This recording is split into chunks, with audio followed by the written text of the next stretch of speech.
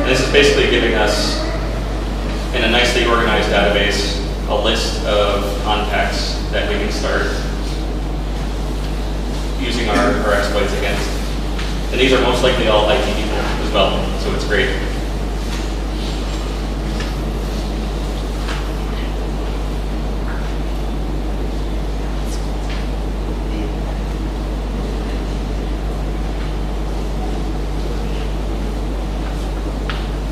This takes a minute.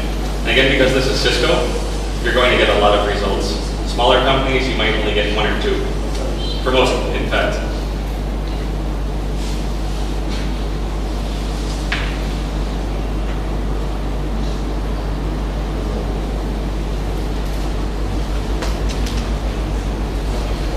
And then once this is done scanning, I'll show you guys how it stores the data. And it's really useful, quite neat.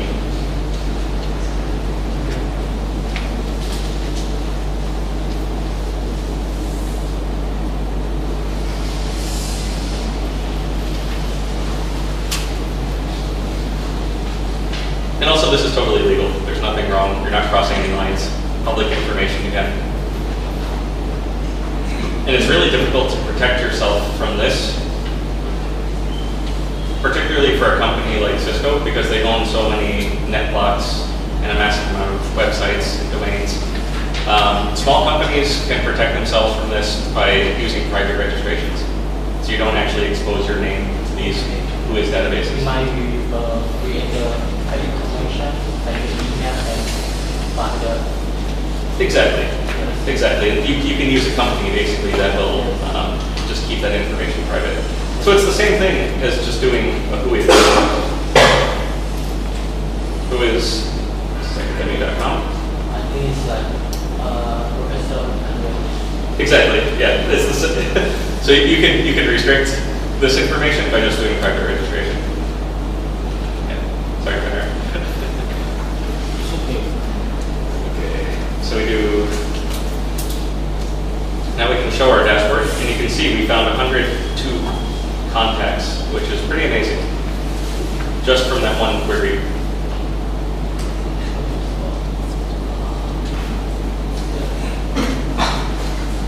And we can show contacts, and it will give us a bit of a nicer output. It looks a little bit easier to read when you reduce the zoom, but you can still see here. Pretty amazing, right? So a huge list of potential targets. Let's also take a look at one of the Shodan searches that we'll use to query Shodan's database through an API. Search Shodan. So let's just do domains, hosts, Shodan hostname. And it's the same thing. You pick a target. It can be Cisco. If you want to try something different, let's try something different also. So we'll use recon, domains, hosts, Shodan hostname. And then what domain would you guys like to scan? You choose. Again, this is third party, it's legal. We're not touching, we're not interacting actively with the host. Who would you like to scan? Think of a company that might have more than one server. Which one? Name.com? Cool. All right. So we'll set the source as name.com. And then show options, just make sure it's set. Cool. And then run. This will be interesting, actually. So this is going to query Shodan for any source that's name.com. Could be huge, could be small. I'm down again.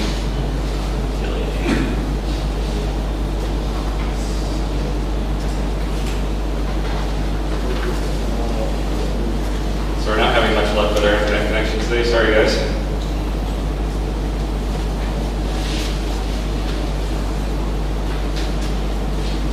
Switch back to mine. More reliable.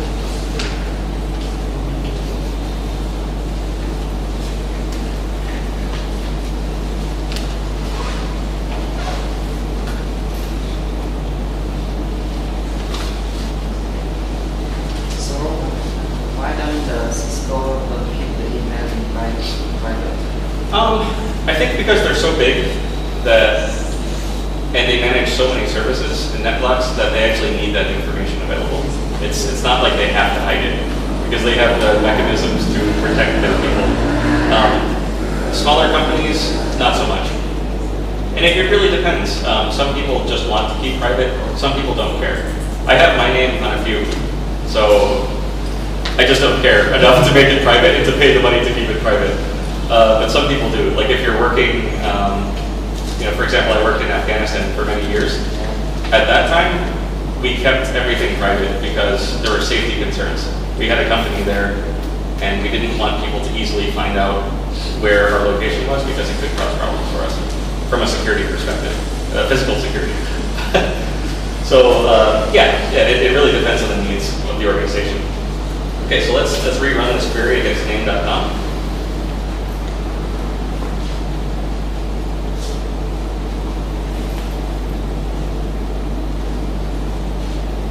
Cool, awesome. So we've got tons coming up. So they're a huge company. So awesome, yeah, 100 hosts. And you can see here, it's really cool. It tells you all of the ports on these specific hosts, which is quite fun. So now you've got a list of all these various name.com servers. We have SMTP, DNS, MySQL, I think POP3, secure, some farm, some IP, SSH. It's pretty cool, yeah. So we've got secure email, IMAP, 2087. What's that?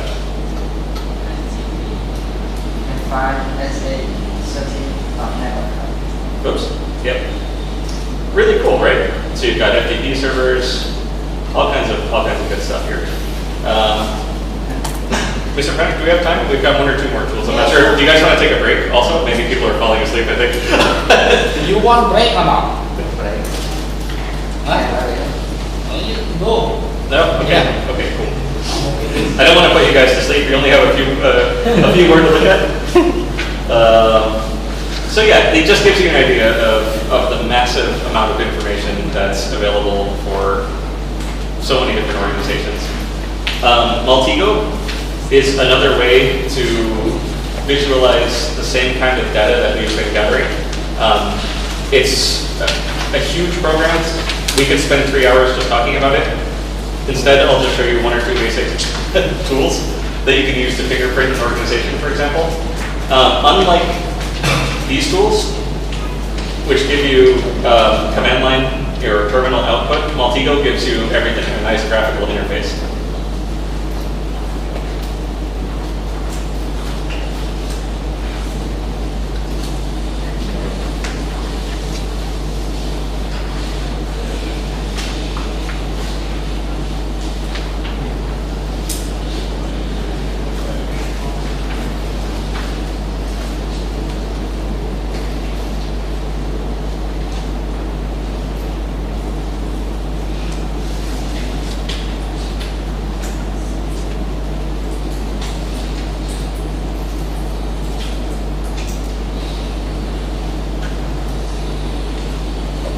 Increase the RAM in my virtual machine because Maltego uses quite a bit. I recommend you have at least 2 to 4 GB, ideally. So yeah, these are basically machines. These are different scans or tools that can be run against a specific target. Company Stalker will basically try and find email addresses, and it will link those email addresses that it finds to other public sources of information. In order to get this working properly, you need to register with Maltego's parent company for an API, and they give you only a small number of free credits every day, for example. You can only search this much in one given time period. Otherwise, you have to pay for it. Because this is actually closed source software. It's not open source, but it's still included in Kali because it's such a great tool. I really like Company Stalker, but because we don't have any credits, we're probably not going to get great results. But the cool thing that it does is that it finds an email address like we just found for Cisco, and it will automatically link that to your Facebook account or to any other social accounts you have in so many different sources of information. It's pretty scary.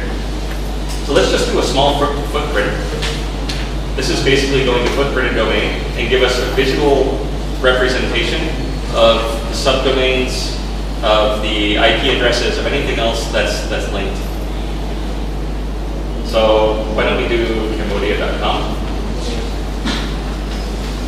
And then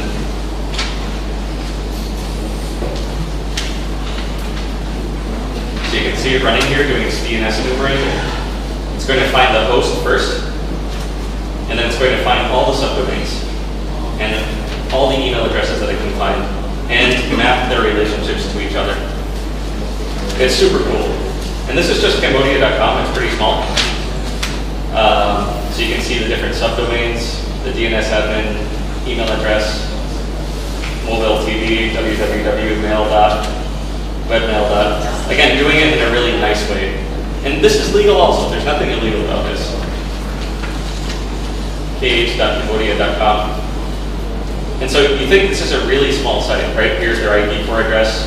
You can link this to their specific net block. Because, oftentimes on shared hosting, the server you're trying to attack might not be vulnerable, but somebody else on within that range or on that shared host is vulnerable. You can use that as a stepping stone. It's quite cool, right? It's a nice visual representation. This is just one of the very simple tools that is available in Multigo. If we run the same thing against our original target domain, for example, Cisco.com, you'll see the difference. And our screen is not big enough to actually show how much it's going to find. So it's still running. This is not all there is.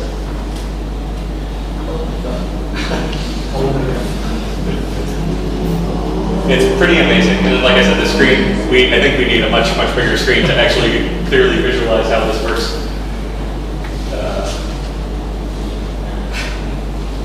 And think, this is just the number of host names that they've identified, and net blocks and associated IPv4 addresses. Isn't that amazing? And then when you find an interesting host, you find your targets, you can run scans against those as well, and then map out those specific relationships. It's pretty amazing. And as I said before, unfortunately we can't do it here.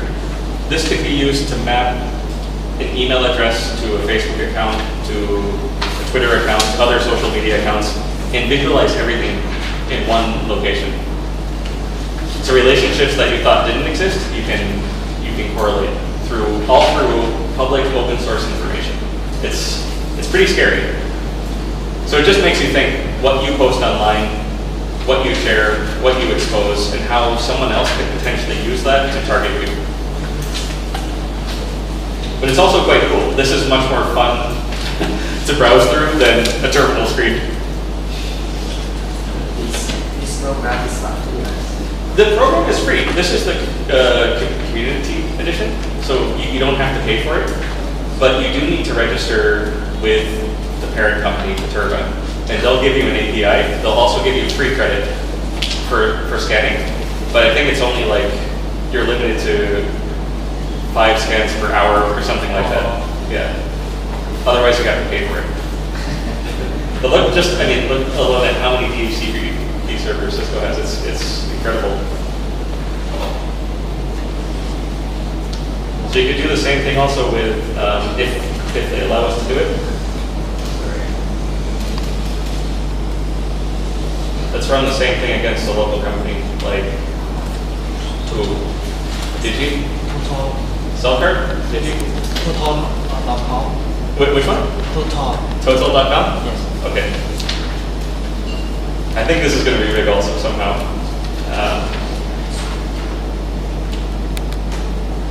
Whoa, yeah, massive. Total is, like Cisco, it's an international company with hundreds of different business groups. They do mining, they do gas, so many different things. Very, very interesting. Look at that. Yeah. So, quite cool, right?